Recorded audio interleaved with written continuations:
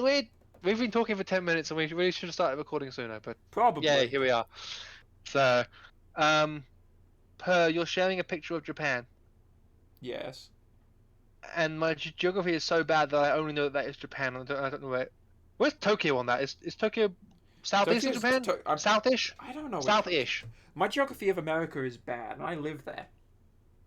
So I probably shouldn't try and do geography in other countries. Okay, so so I have no idea about Japan, but if you go to America, you've got the East Coast, also typically called the New England states, right? The East Coast is the New England states. So the original East Coast 13. is The original 13, 13. with the North half being the original New England states. Yeah, and we can do a pop quiz on how terribly we know our states in a minute. Oh, I'm garbage at states. Yeah, but we'll get to that. So East Coast is the New England states. Then you've got the South with the Southern drawl, which is still mostly New England states, but No, I don't think they count as New England. New England states is only the North 6. New England, well, okay. So New England is not the original 13 then. New England is northeast. The South is southeast. So and I think the South starts with Virginia. Depends. Yeah, I don't. I'm actually gonna have to do googling here. The Carolinas are definitely considered the South, but I think the transition between the South and New England is Virginia, because Virginia is the South, and whatever is north of Virginia, you can see how bad my own geography is the New England states, like Massachusetts, New York. I don't think West Virginia existed back then. No, West Virginia. I believe West Virginia. Virginia formed. West Virginia formed during the Civil War. That's right. Yeah, because one side wanted to join the South and one side didn't, and I think West Virginia wanted to join the North, or to join the North side in the Civil War, while regular Virginia was for the South. So they split. So instead of West Virginia sticking with regular Virginia and joining on for the Confederate side of the war, they decided to split off and create an entirely separate state. Technically, Maryland not just got caught in the middle, I think. But they made an exception for it. A lot of things weren't constitutional, and then they became constitutional when it was written in. Because Texas can still. Then was. Well, yeah, you're right. You're saying that Texas can still technically secede? No, not secede. Texas has a thing in its in its contract or whatever the document is called about signing into about joining the United States. Texas has a requirement in it where they can vote to legally separate themselves into 5 unique states. Yeah, so if Texas decides that they don't like being the biggest and the strongest anymore, they can just say there are 5 of us now, and we have more votes than you. Also, the 5 states of Texas, they did split up into 5 individual states, would be they would all be in the top 15 states in size, I believe. Because or Texas, top 20. They would all be in the top Texas 20. is just that ridiculous. Yeah, because Texas is that big. If Texas split up into 5 separate states, the 5 states of Texas would all be in the top 20. Is Texas first or second in size? Alaska's first. 100% Alaska. Yeah, that's what I thought. Because Alaska, even though when you look at it on the map, looks about the same size as everything else, that's because it's drawn in and isn't actually shown to scale. Yeah, no.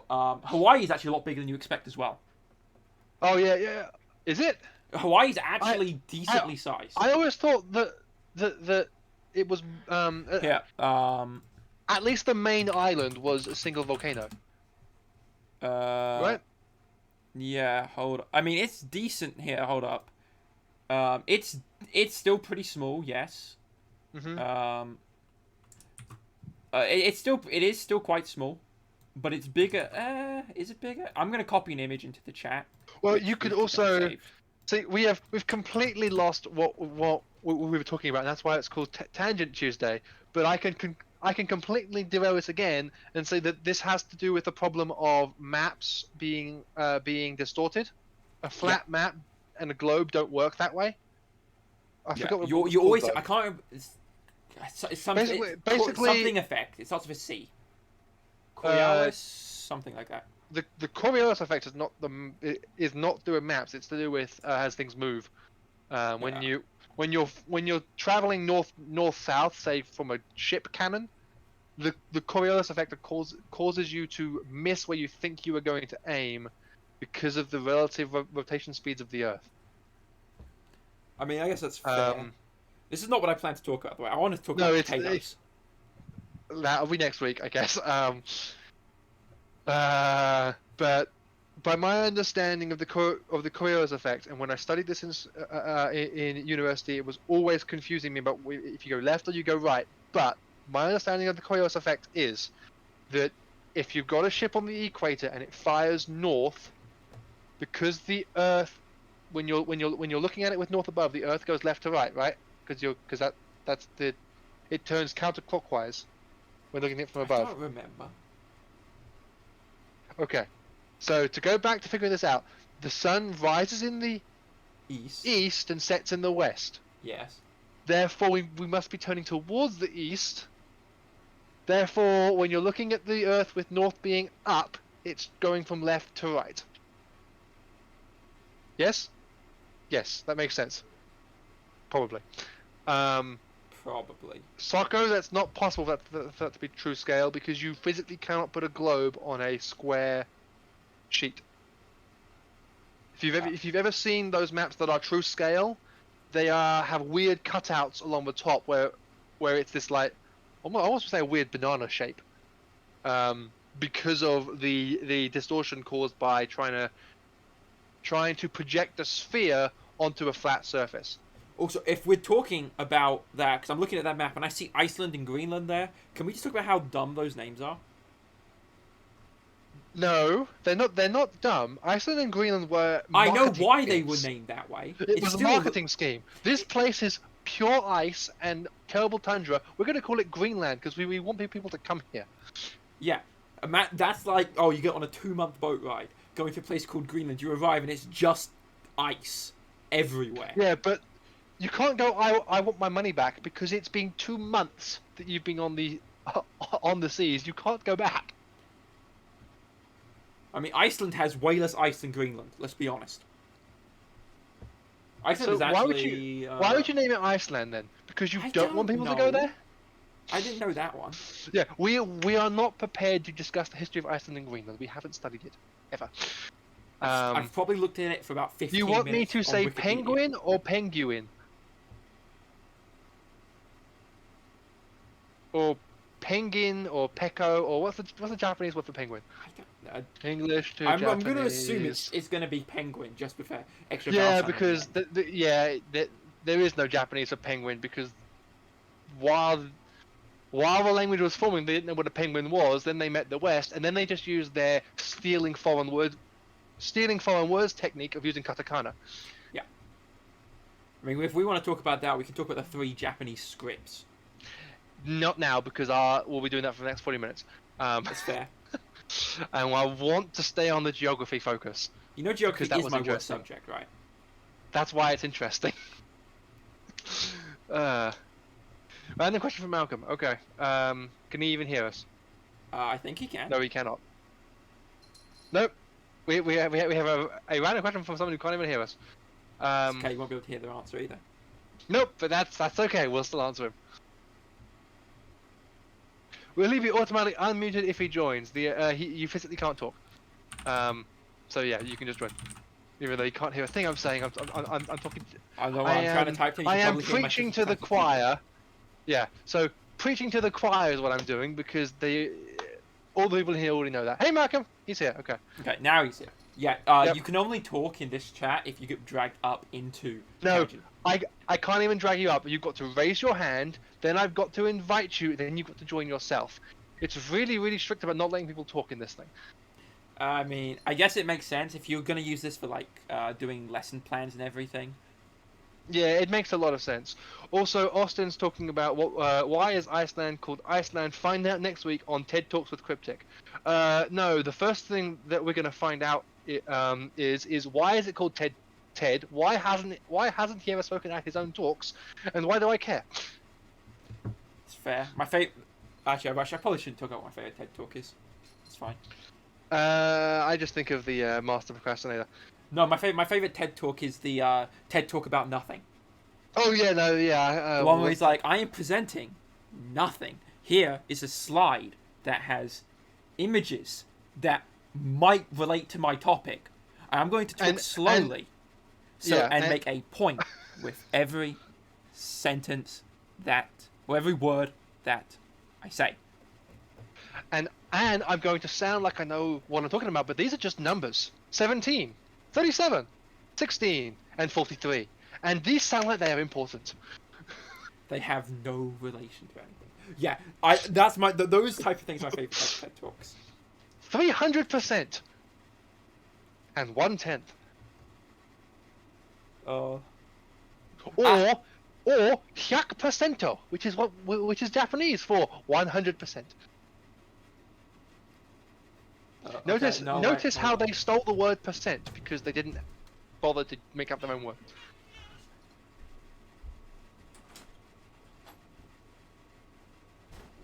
And we have completely lost the topic of geography. We were originally talking about. For a second, the cat wanted to knock my microphone over, so she had to leave the room. Okay, we aren't talking about Neko. We're talking about geography. But okay, if we're talking about, I know you said we weren't talking about cats, right? But hold up, let me find the thing for it. Did Siamese cats, right? We are Siamese. Okay, so Siamese cats. Look, I want to fact check this a bit more. But okay. Here, let me Google a picture of it. That Siamese are horrible cats and they've always got bad tempers? No, the way the Siamese cat's fur is coloured, it's a heat map of their body temperature. I had not heard that before. Now we need to go and buy a thermal camera just so we can test that. We don't have a Siamese cat. We also have to buy a Siamese cat. Yeah, I am posting the link where I saw this. It was just a yes, Sarko. The Earth is a cat playing with Australia. Yeah. This is the thing that I saw about it, and it fascinated me. And Italy is a boot kicking Sicily off into the Mediterranean. Yeah, the dark pigment is limited to the coldest areas of the body. For Siamese cats. Therefore, Siamese cats are a little heat map of themselves, showing which parts of the body are coldest. Interesting. So, their face is cold, which means they really are giving you a cold stare. I think that's fair. I mean, come on. If they are heat maps and they have black faces, yes, it's because they're giving you a cold stare. I'm going to assume that it all has to do with body temperature. Like most of their heat is centered around their center of mass, being the where their heart is. Well, if you want to go on that, then they have black ears, and I'm pretty sure that one of the main methods of heat exchange for a cat is through the ear, right? I don't know about that one. Well, just if that is true, then black ears make sense because black is both great at absorbing heat and also releasing heat. So if you're trying to get rid of heat, that's the best way to do it. Yes, but the thing about the cat being a heat map thing, that doesn't apply to most cats. It's only to Siamese. I know it only applies to Siamese, but are Siamese traditionally in places where it's really hot? That's probably completely not true. I believe that according to the article that I was looking at, because Siamese makes me think they're an Asian breed. So okay, so that is true then. But for some reason, Siamese, I think Siberia, and that's freezing. I don't. Yeah. Are cats native to cold climates? Because I don't think they are. Yeah. I'm pretty sure they are. I'm pretty sure most of them have their origins in like Africa. I mean, it depends on how you define origins, because you could just say that all cats originate from the Ark and then they just separate, and it's like yeah, but you know what I mean. But most cats are associated with like Egypt and history and all that, which are desert. Well, yeah, so that's because Egypt worshipped also cats are kind of built to have they can survive pretty well on low amounts of water. 90% of a cat's water intake, I believe, comes from the food that they eat. Mm-hmm. That's why dry cat food can actually be dangerous. In that it's fine to give your cat dry cat food, but you've got to make sure they're drinking water too. Yeah. Because they do not get. Because normally they get all of their water from the fact that they eat meat. Aren't they technically called obligate carnivores? I believe, yeah, they are obligate carnivores. They can't eat other things. Right. That's But why you don't. Cats can't eat other things, but they still try to eat plants.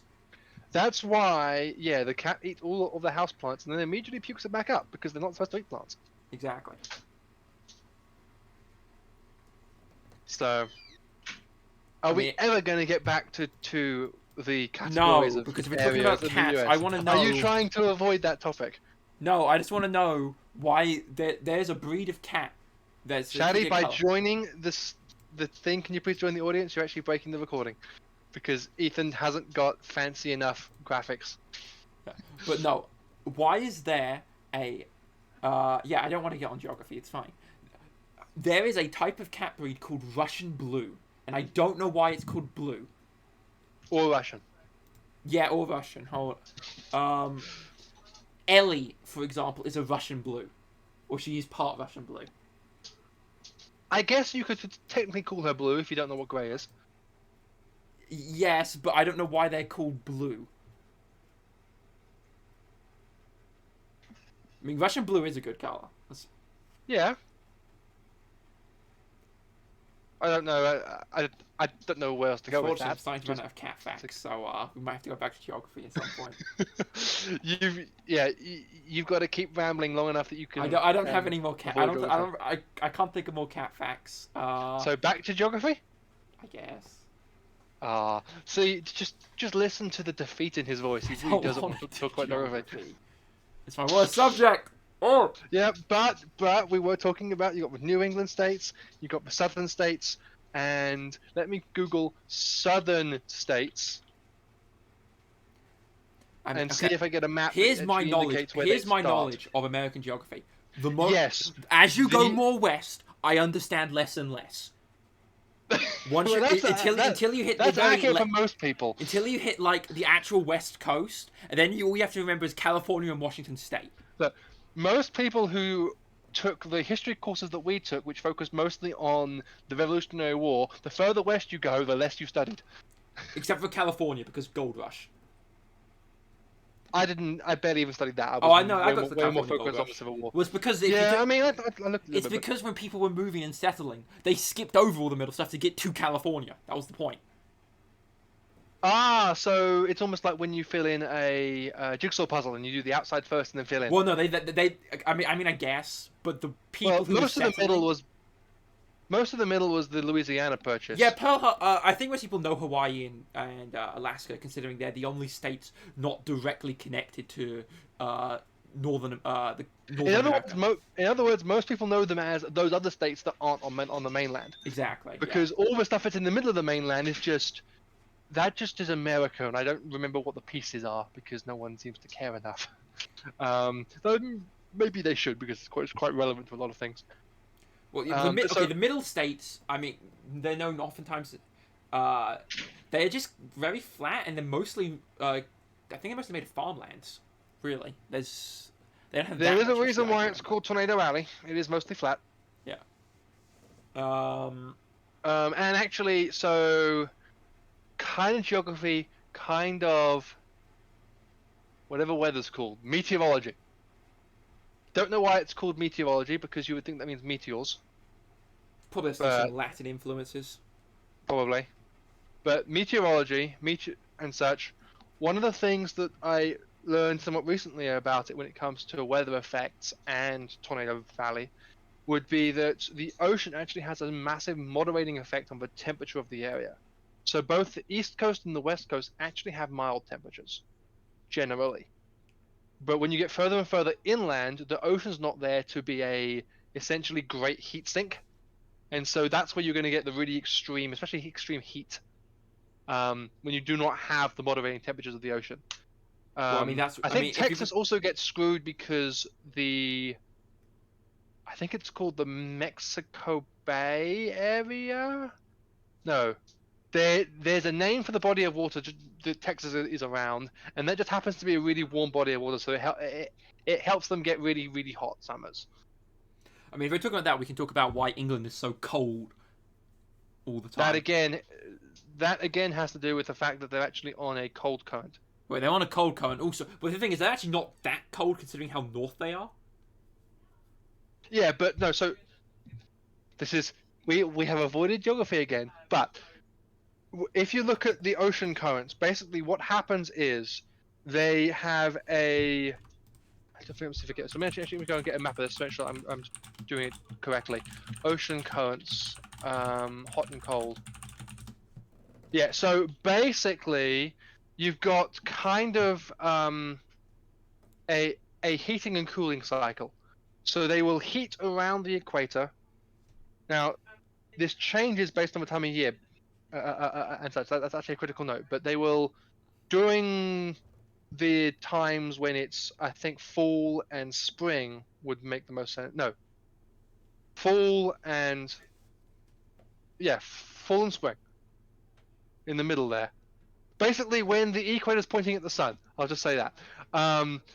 The oceans heat up around the equator and then travel to the tropics, so the Tropic of Cancer and the Tropic of Capricorn, to cool, and that forms a hot-cold loop.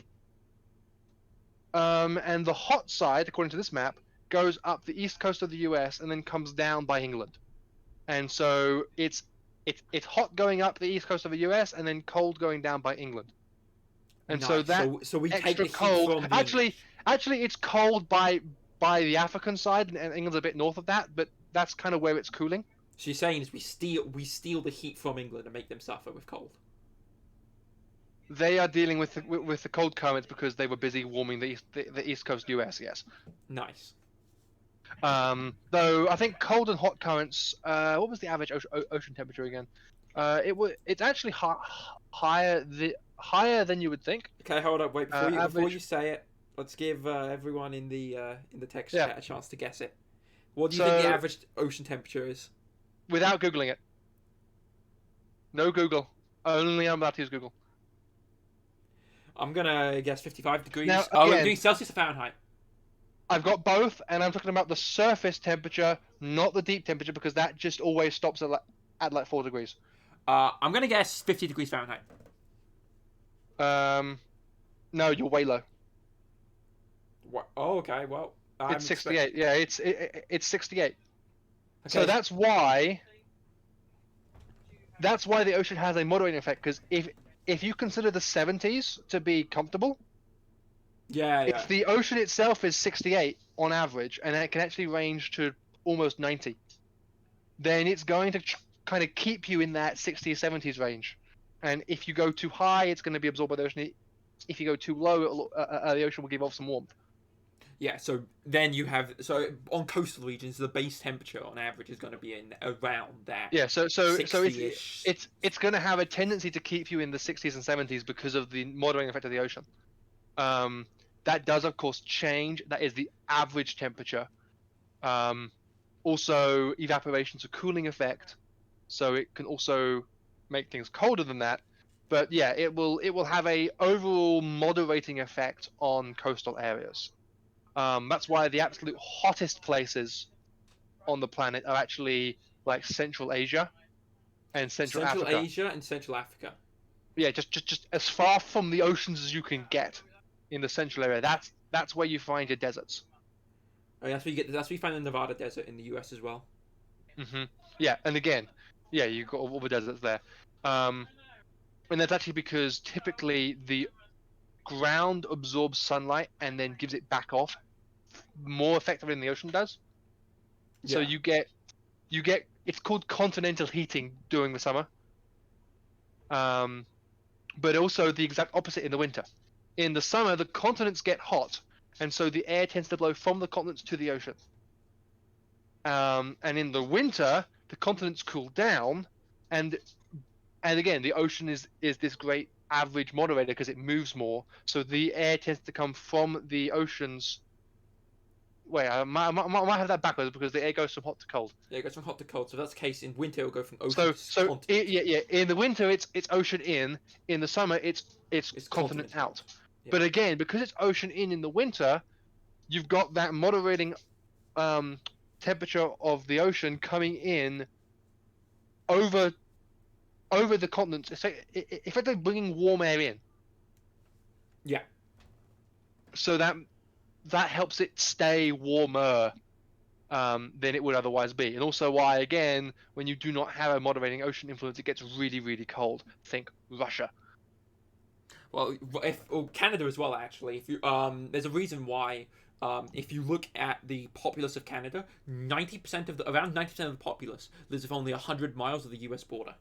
Well, that's also because if you go too much further north, you're getting so far away from the Tropic of Cancer that like you just have cold and extreme cold. Yeah, there's actually not much up there. And actually, I'm assuming people know what the tropics of Cancer and Capricorn are. If you think about the way the Earth spins, so the Earth spins once every 24 hours. Technically, I think it's 23 and 50 something minutes, but because of the fact that we're going around the sun as well, it works out to be 24 hours. Is that why you have leap years to readjust for that? Minor. That's the leap year comes because 24 hours is not actually accurate. It's 24 hours and some number of seconds. Yeah. Per day, so you get out. But that is why when you're dealing with astronomy, you have to correct a little bit. So if you're dealing with seasons, produce, stuff that relies on the sun, you use a 24-hour day. If you're doing astronomy and you're trying to look at the stars way out there, you can't use a 24-hour day because you'll be off by 4 minutes every day. And so you've got to actually use the actual static spinning speed of the Earth, the rotational speed of the Earth, not the length of a day, because otherwise you're going to drift so many degrees every day, because part of the reason why we have a 24-hour day is because the Earth is actually moving around the sun. But I was talking about something originally with the tropics. So because the Earth is tilted at 23.5 degrees, the sun isn't always in the same place relative to the angle of the Earth. So, and this is where I wish I have my camera on. Do I have enough behind me that I can turn the camera on? Just try this. See if it will even let me do a camera. I'll the answer is stages don't support cameras. Okay, so I just have to gesture. Stages don't have cameras? That's really weird. Yeah, so I'm just gesturing at camera that's not even on. But so the Earth is tilted at 23.5 degrees. Yes. When it's facing towards the sun, that's when we have our summers, because the sunlight is more direct. It's not that we're closer to the sun. It's that you're getting more direct sunlight. So you end up getting greater heating from that, and also longer exposure to the sun. But that 23.5 degrees, that's where your Tropic of Cancer is, right? Because it's Cancer is the northern tropic. I think so. I think so. Let me double check. You factor me on that, but I'm pretty sure Cancer is north and Capricorn is south. And the Tropic of Cancer is basically the point at which when the Earth is facing directly towards the sun, if you're on the Tropic of Cancer, the sun will be directly overhead. And it's the same for the Tropic of Capricorn in the south. So that is essentially the point at which the Earth can be facing you directly at the sun. Any further north of that Tropic of Cancer, and you will never be able to be directly under the sun. It will always be at a slight angle. So if you are 2 degrees north of the Tropic of Cancer, the sun will always be 2 degrees below, directly above you, because it literally the Earth doesn't tilt far enough to point you at the sun. Just to reaffirm your fact check, yes, Cancer is the northern hemisphere and Capricorn is the southern hemisphere. So I have always assumed, and this might be worth fact checking later, but that essentially how extreme your summers and winters are is kind of a direct result of your distance from the tropic. I believe that is correct. And once you get far enough north, so we're talking Canada and above, you're so far away from the tropic that you do not get a close enough direct sunlight to have a summer like you do on the tropic. However, that's not entirely accurate because you get to the point when you get far enough north, you literally can get 24-hour days and 24-hour nights because you're so far north. Yeah, so you always have sunlight that you're until the beyond. Earth itself moves away. I think you're actually fine. It's if you're in the top 23 degrees of the Earth, because if the Earth is tilted at 23 degrees, then there is a 23-degree piece of the Earth that is facing just away from the sun and is blocked by the rest of the Earth. Yeah. I think that would be the poles, wouldn't it? Yeah, that's mostly the poles, but actually Canada does have. Yeah, Canada does, as does some Canada of Russia. does, as does Alaska. There are portions of those areas where you can get 24-hour day, 24-hour night. Yeah. When you get to the poles, it becomes as extreme as I think 3 or 4 months. Yeah, because it's not going to be based on the rotation of the Earth. It's going to be based on the. It's based on the axial Earth's tilt. rotation around the sun. Yeah. It's based on axial tilt at that point. Yeah. So I think there are some places where you might get a week-long night if you're right at the cusp.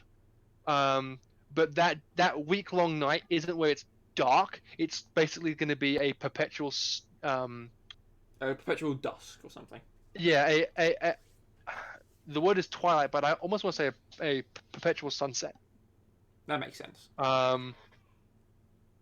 Just because it's always just below the horizon. So as the Earth rotates, you will go from essentially nighttime to dusk, sunset, but you won't ever actually see the sun. Yeah, Why are we talking about cilantro now? As well. Yeah. Okay, so random question from Soccer. Yep. What do you want explained?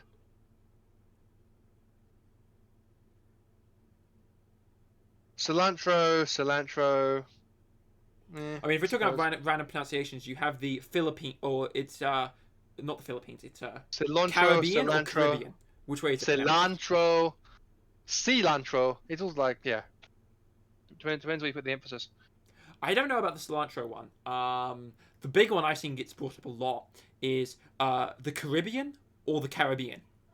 That's a big one. I think I tend to say Caribbean, but I believe Caribbean is the. I know that's the way that England pronounces it. Caribbean is the American pronunciation of the word, but I don't know what other places call it.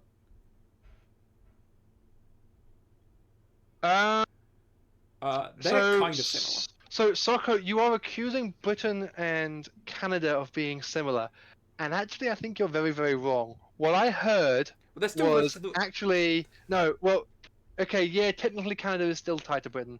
I think they're independent though. They're independent, but it's weird. They are still part of the British Union. There's a worldwide British Union it's not part of the UK. That Canada's still part of. Yeah, so you've got the UK, which is England, Scotland, and Ireland. Yeah. And then you've got. Oh, you keep forgetting Wales. Oh, sorry, Wales. Don't hate me. Everybody forgets Wales. I didn't forget Wales. Well, yes, but that's just because you were trying to correct me. So, what is it called? It's not the British Empire anymore. Actually, okay, we have to make a. Thunder brought up something in the chat. We have to make a point of with the UK. Only Northern Ireland counts as part of the UK, not Ireland itself. They fought a war over it. Wait. Northern Ireland's the one that is the one that's part of the UK. Yes, Northern Ireland is part of the UK. Ireland, don't say Southern Ireland.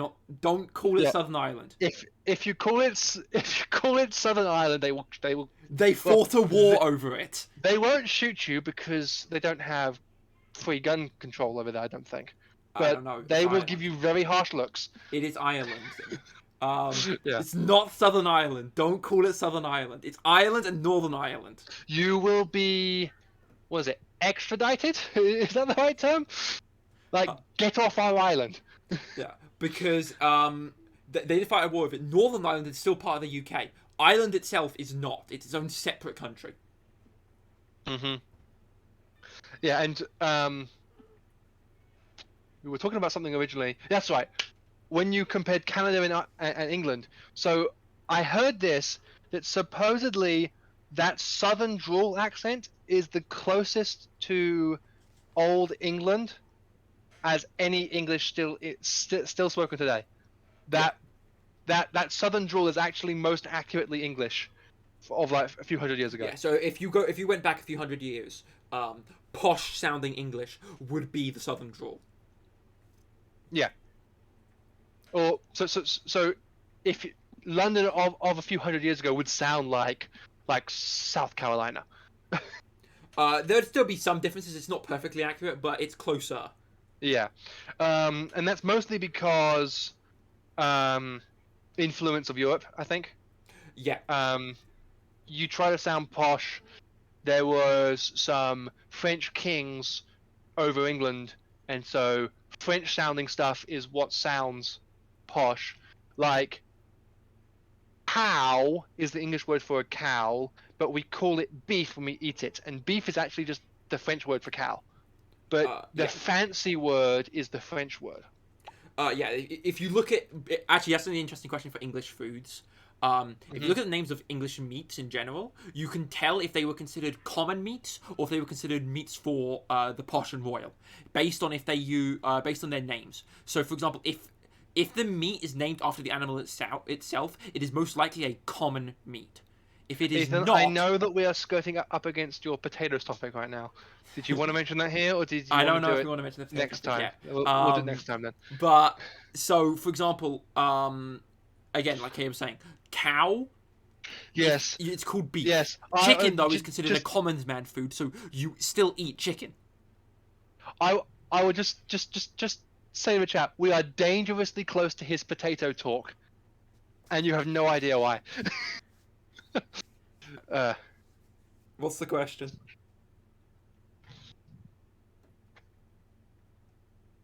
Yeah, potatoes have a lot of interesting history. Yes, but we're not going to talk about how potatoes relate to royalty until next time. That will give you a reason to come up next time. I wish that was. It's been told many times. I cannot. I know it's a myth, and we are not talking about it now. We're leaving that as a dangling. What is it? Is it a carrot on a stick? Why is it a carrot? A carrot Who on actually a likes stick. Carrots? I think it had to deal with. I think it has to do with. It's a type of. I said carrots, not cat, Shaddy. Where are you getting that from? No, carrot on a stick, I believe, has to deal with. Anyway, I just use the word Neko now because it sounds amazing. I mean, does it? Yeah, I mean, but still, I like the word cat. It's like the first Japanese word I learned, so I think everyone, like even people who don't know Japanese, know that Neko has some relation to cat. I didn't until I saw that. So the Japanese character ne, which I'll put in the chat, but no one else can see it on your recording. I'm gonna have to adjust this. I'm gonna redo the entire visuals for this later. Yeah, so I'll add a section for the chat as well. The Japanese character for ne, so that is ne. The mnemonic used by the thing that I used to study it is it looks like a cat, kind of. That little twirl at the back there is the cat's tail, so it's a cat. I don't see it, but okay. Yeah, it's really abstract, but that's ne, and so this is neko. I mean, I can kind of see it as a cat ear, yeah. Well, it's to differentiate it from rare, which is a guy bending over throwing up.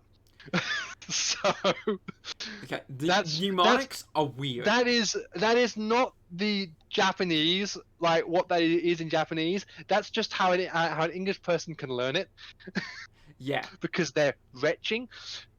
Yeah, it's mnemonics like that are just really weird in general. Yeah. But if I'm going to do a whole talk on hiragana, we should do that when we have a way of showing text. Yeah, I'll work on a way of doing text. Otherwise, it won't make any sense on the recording. Yeah, we can show hiragana and maybe some katakana as well. Katakana is weird, and there are people who have done better talks on it than I can do because I've only been able to read katakana for about a week. That's fair. And even then, I can't read it very well. I still need to start. I need to start studying, but that's unrelated to the current discussion. which I don't know where our tangent has gone. Yeah, I don't know either. I don't know where to lead it.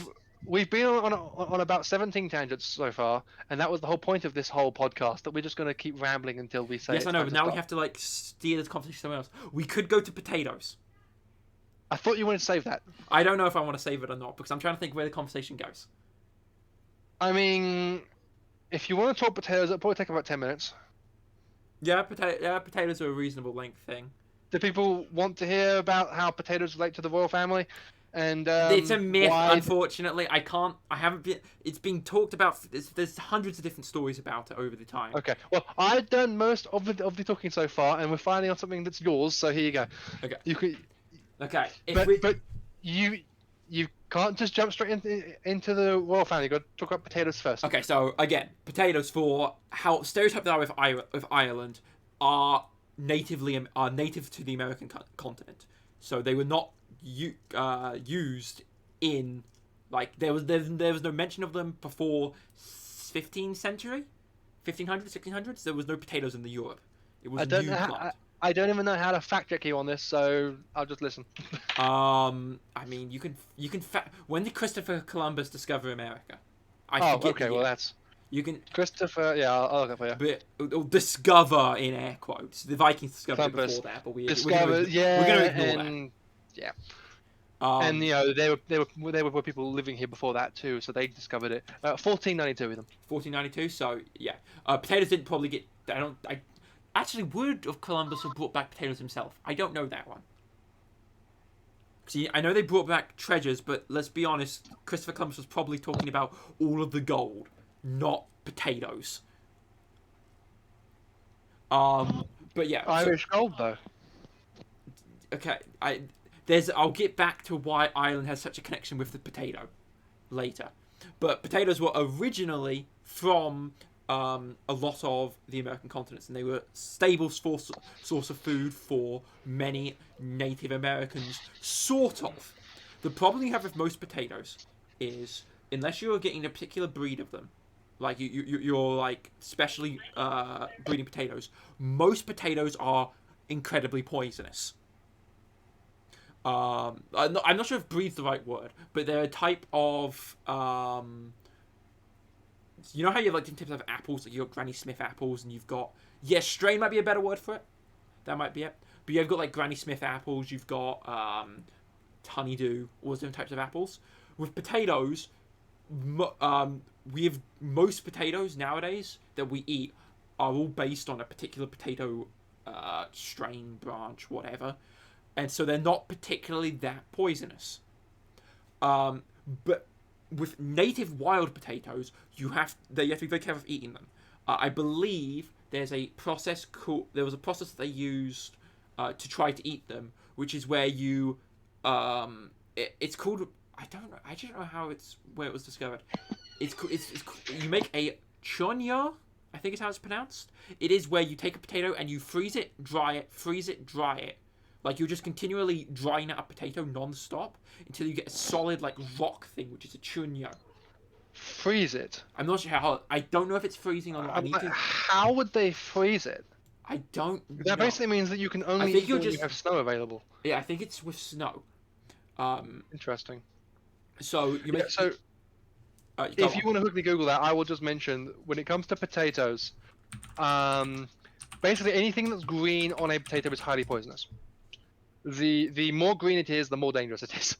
And so part of what Ethan was talking about as well is why it was not looked at as a food source in the European countries, is because they saw potatoes and they were thinking that they were supposed to eat the leafy greens on top, and that's just pure poison. Yeah, it is made by repeatedly freezing and thawing it over and over again. That's how a chunyo is made. For the spelling of it, I will I'll just copy paste it because it's got one of those weird characters. I can't remember. Chunyo. So it's this. CHUNY. Oh, okay. It's CHU with N Chunyo. With the It's not acrylic, but the thing on the top of the N. Yeah. It sounds. The real name for it for some reason in my head sounds like acrylic, and that's the only thing that I can think of now. But yeah, it was one of the standard. Yes, Dassam. It's a squiggly. That is the new name. It's a squiggly with it over the N. People who speak Spanish are going to get upset with me because I don't understand the Spanish language at all. I even spent a year studying Spanish, and I'm terrible at it, and I'm doing Japanese now. But yeah, so going back to the history of it, it was a decently stable food source if you can get over the fact that it is poisonous, which is where you can particularly crossbreed them to get less poisonous potatoes. That's what we have nowadays. What's it called? It's not agriculture. I know agriculture is all about plants. What is the word for breeding? Breeding is usually done with animals. You mean selective breeding? It's like selectively cross breeding plants. I can't remember what the word of it is. It's annoying me right now. I think it might just be selective breeding. No, cultivating. Cultivating, that's the word. Cultivating. Yeah. So you would cultivate non-poisonous potatoes. So originally, when they were brought over, Europe at first, Roman Catholic Church kind of banned them because they were not mentioned in the Bible in any way. So they were not. They weren't mentioned in the Bible. 2, if you eat the leaves, it kills you. Yes. And so that makes it seem. If you don't know what it's you're a doing demon with the plant. if you don't know what you're doing with the plant itself, it's very dangerous and it poisons you. So they got it. They looked at it. They tried it. They tried different things with it, and most of the time they got poisoned. So they decided that it was a bad thing to eat. Yeah.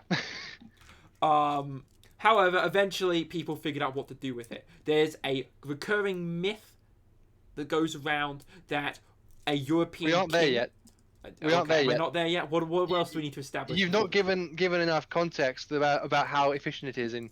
Yeah. Okay. The big thing about potatoes and why you would choose to grow them even though they are poisonous compared to wheat or rice or anything like that is because the amount of land to food ratio is massive. You can get about 4 to 5 times the amount of potatoes that you can from the same amount of farmland that you would use for wheat, because wheat has so much inefficiency with it. Because of how much, because you only eat the husk of it. Potatoes, you eat so much more of the actual plant itself.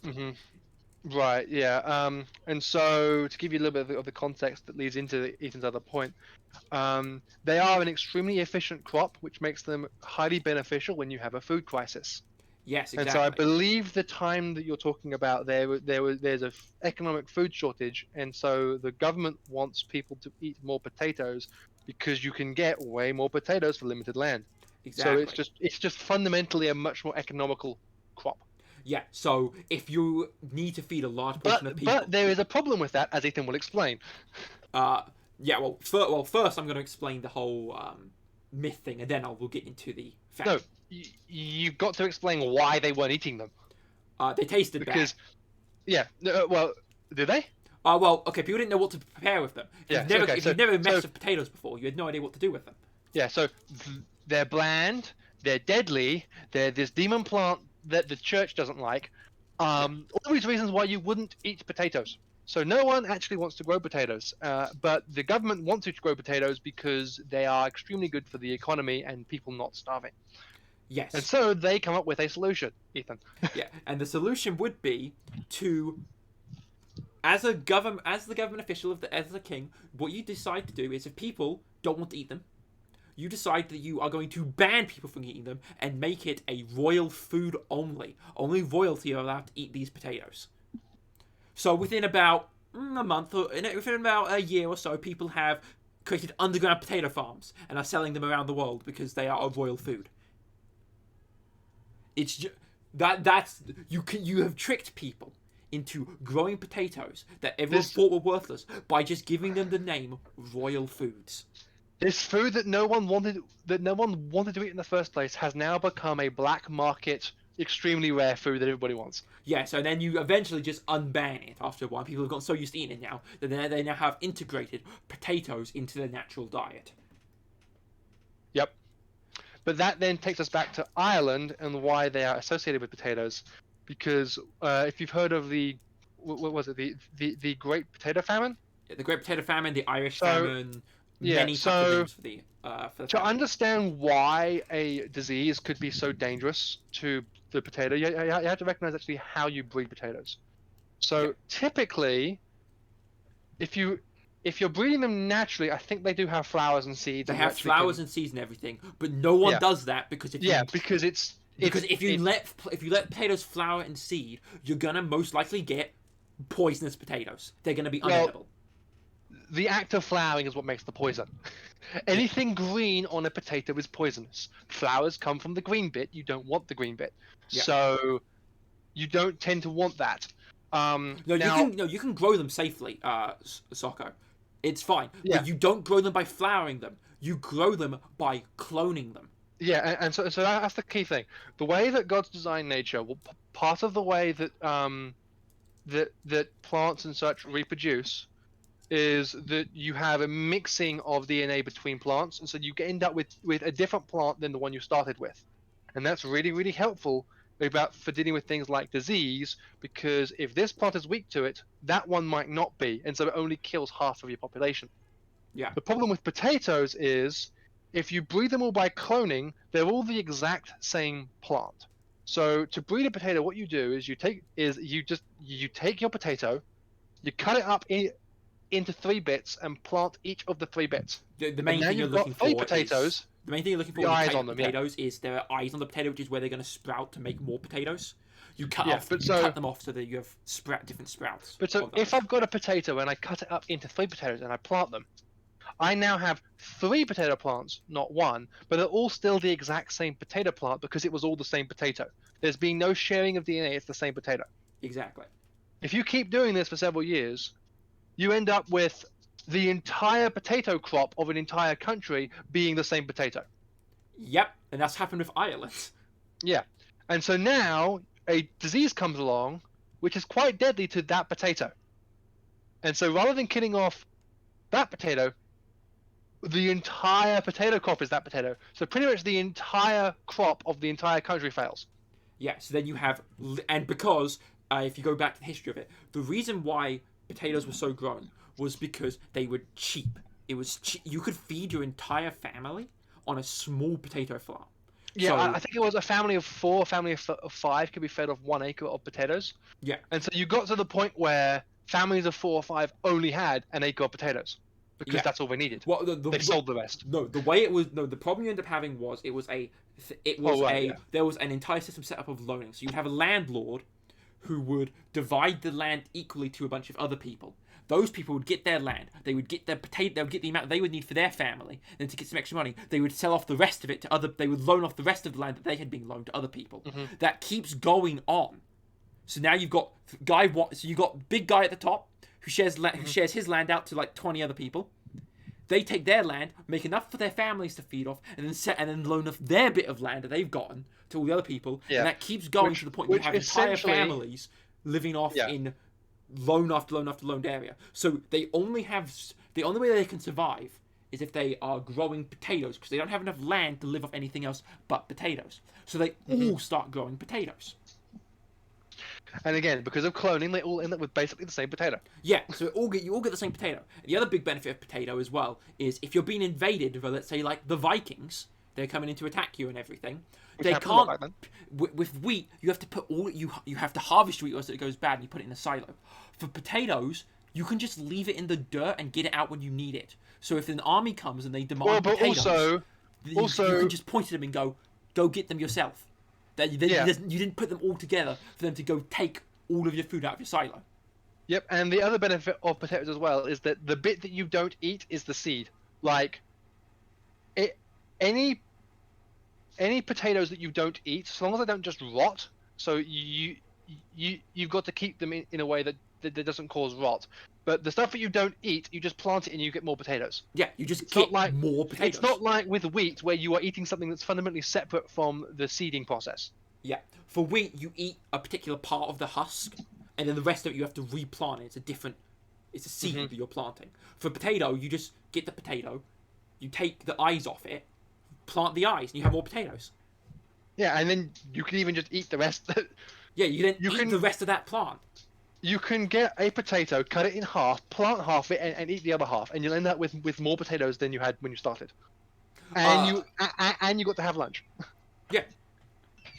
Soccer, I wouldn't recommend planting a whole potato. I'd recommend cutting it up because otherwise you'll have like 4 plants in one place. Also, you have to make sure you have the right nutrients in the soil for it and everything like that. Not that I've ever done it. I want to do it, but we had a box of potatoes that all went disgusting. We should have planted them. We didn't have the best of them. Yeah. But the issue out of the potato famine was that you had all those potatoes planted. So what ends up happening once a bacterial disease comes in that targets that particular type of potato? Well, it gets the entire population. People start going around picking their potatoes to eat them, and they're all moldy and unedible.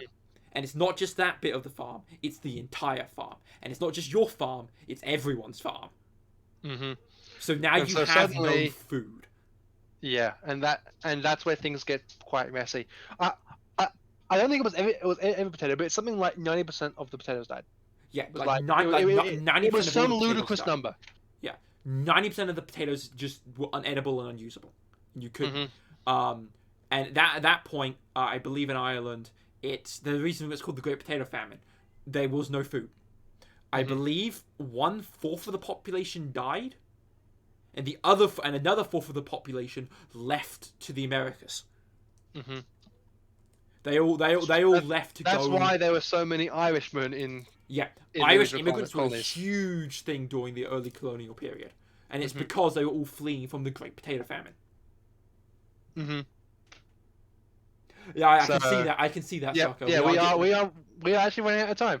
We are starting to close. One of the rules of Tangent Tuesday is that we will stop at 1 hour. We do not go over because that will become the next episode. And I already have a title for this, which is Anything But Geography. Yeah, anything but geography. We don't have to talk about geography. It's fine. That is the title of this episode. Literally anything but geography. But yeah. This works. Did we miss anything on the potatoes, though? There's definitely stuff we missed. I mean, yeah, because we have no idea what we're talking about, but, you know. I mean, modern day potatoes are still cloned back and forth, and that's still an issue. Well, I'm pretty sure we've learned the lesson of that potato famine, and so there are intentionally separate strains of potatoes. You don't just plant one. Yes, but they're still quite small in that strains that you have. Actually, if we're talking about potatoes, we were talking about potatoes. Sweet potatoes have no relation to actual potatoes. They just happen to look vaguely similar. They look similar, but they have no relation to actual potatoes. I need to check. Hold up. I think eggplants might have a relation to potatoes. I need to check. I might be wrong. It might be eggplants are not a root. They literally grow like fruit. Okay, if we're talking about potatoes, I can mention the pomato. Oh no. The pomato is a cool. Pomato is if you graft a tomato plant on top of a potato, you can get a tomato plant which grows in the roots potatoes, and on the top you get tomatoes. Yeah, because technically the root and the root just has to provide nutrients for the tomato plant. It doesn't necessarily have to be a tomato plant root. It just has to be providing the nutrients. So you can get tomatoes. If you can, here, I'm gonna Google and get a picture for you guys. I think it's not, as I understand it, it's not that it's a Franken plant that is half potato, half tomato. In that, like, its DNA is mixed. It's literally the roots from a potato plant and the stem of a tomato plant, basically glued together, and they still can stay alive. So this is what a tomato would look like when you uproot it. Yeah. I can actually throw the Discord channel onto the stream for a second. There. It's going to look really weird, but I'm doing it. So, there is one thing that I want to end on. Plant. Since we're talking about tomatoes, there is a phrase or thing that I heard recently that is a really, really fun way of looking at it, about the difference between knowledge and wisdom. Yeah? I have no idea if that's So, tomatoes, but I'm okay with it. So, knowledge is knowing that a tomato is a fruit. Wisdom is knowing not to put it in a fruit salad. Okay, I mean... That's the difference. Okay, because we're going to talk about the tomatoes and fruit things, right? This is a question that gets asked a lot. It's a fun question. If tomatoes are a fruit, then is ketchup a smoothie? I forgot about that. No, honest question. Is ketchup a tomato smoothie? Well, you can argue about that for a week. Come back, give us your answers, and we still won't know next week. But there's so many other questions you can ask about tomatoes. If you have chips, so if you have French fries and you put ketchup on it, is that a potato salad? Actually, that's not a good question. It's fine. But you get what I mean though. So like dietary, right? If you have chips, or I'm calling them chips because I'm English. If you have French fries and you put ketchup on it, have you had your daily dose of vegetables? Yes, but you've also had 5 times your daily dose of sugar. We ignore that part. But we ignore that part. It's fine. You can say you ate healthily when you had French fries and ketchup. This is the final takeaway of this episode of Tangent Tuesday. A pizza is good for you. Yes. It's a fruit, and it's mostly fruit and a crouton. Yeah, it's fruit with bread. It's good for you. Yep. And so that's the end of Tangent Tuesday. We are not going to overrun. Yeah, no, we're not going to overrun. I'll stop the recording now. And we have no outro. Okay. Yeah, still no outro.